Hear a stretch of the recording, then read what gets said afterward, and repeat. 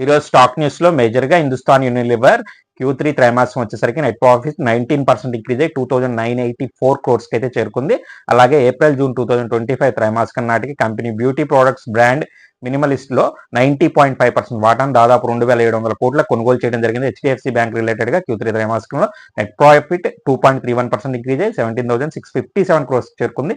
Net revenue వచ్చేసరికి 9% increase అయ్యి 85,040 క్రోర్స్ కి అయితే చేరుకోవడం జరిగింది.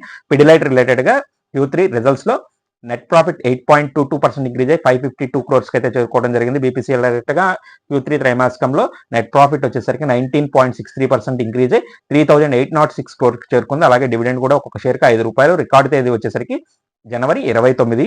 అలాగే పాలీక్యాబ్ రిలేటెడ్ గా October December Q3 results net profit 11% అయితే ఇంక్రీజ్ అయ్యి 458 క్రోర్స్ కి అయితే చేరుకుంది. సో ఫ్రెండ్స్, ఇలాంటి వివరాల కోసం ఛానల్ ని సబ్స్క్రైబ్ చేయండి.